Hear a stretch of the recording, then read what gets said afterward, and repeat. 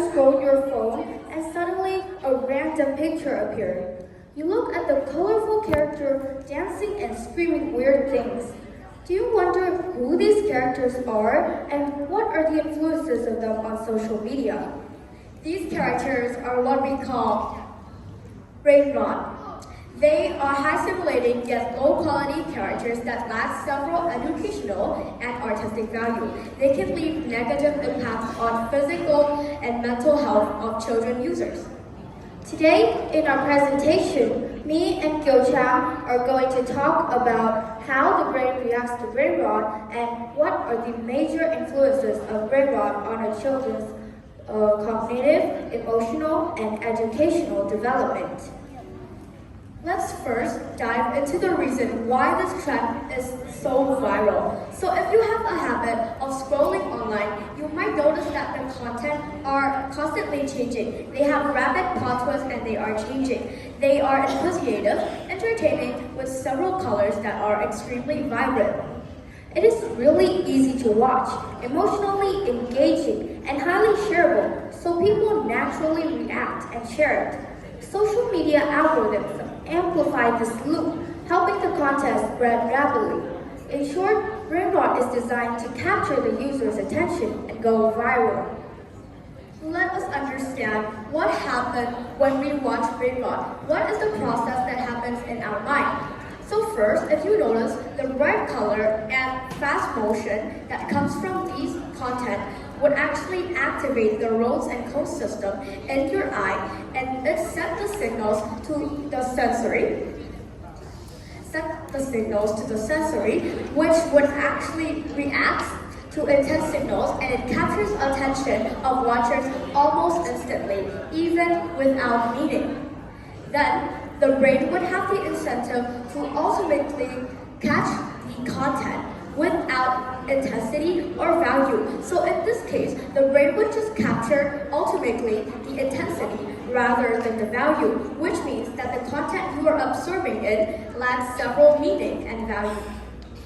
So at the same time, dopamine neurons in the brain's reward centers fire microbursts, creating quick feelings of pleasure and making scrolling addictive.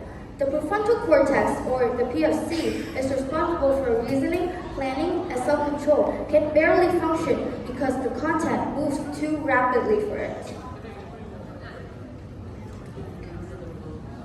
Moving on to the prefrontal cortex, also known as PFC. This system in the mind is in charge of reasoning and logic. So if you watch too many BRAINROT, same by its name, it broadens your brain. It has no meaning and it just basically attracts your ultimate attention. This means that the brain is stimulating yet not really processing logically.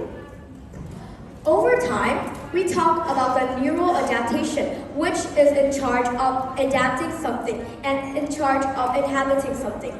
Over time, if you scroll around and watch too many BRAINROT content, this will lead to three consequences. First is the dopamine downregulation, which means that the dopamine system inside your brain would only react to rewarding or pleasure activities, making other activities and exercises aside from scrolling less rewarding.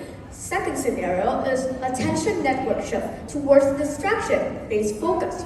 Third, last but not the least, habit loops formed. Cue, reward, and then repeat, which means that you will form a negative habit. Moving on to the negative impact, let's now talk about cognitive and emotional impact. So we all know that if we scroll too much, then basically it will form a negative habit, right? So when kids keep repeating to BRAINROT here, the PFC, or the prefrontal cortex in their brain, forms a short habit of learning shortly.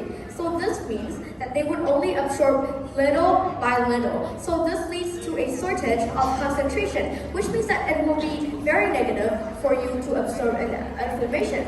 Aside, when you watch too many of these contents, you will think that it is no longer important to socialize and interact with others, leading to several lack of opportunities in order to develop emotional impact. Once exposed to these particular types of trash entertainment, teenagers are less likely to focus on schoolwork, but continuously scroll for hours and hours a day. A Compass Research and Development poll found out that 13.6% of residents found psychological issues like difficulty concentrating, and 5.17% reported difficulty to socialize due to excessive gadget use.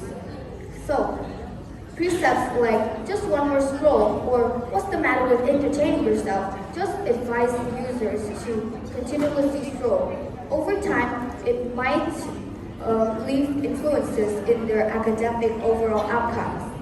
According to an NICH study made by the American government, watching above 2 hours or scrolling may lower your academic performance because we have stated the neuroadaptation would inhabit this kind of negative impact.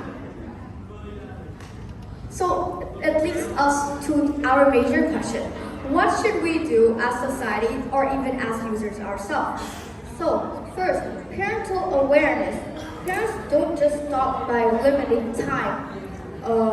They should limit what their children is watching and co-viewing content. Media literacy. Schools should teach students how to define meaningful content over trash entertainment. The responsibility also relies on platform. They should be controlling what goes in and goes out in their media. So, conclusion. Brain rot is not just a silly trend. It can affect attention, motivation, memory, and learning. Action is needed from us as parents, school, or users ourselves. We thank the judges, the school, friends, parents that are here with us today. Thank you for listening. Thank you very much.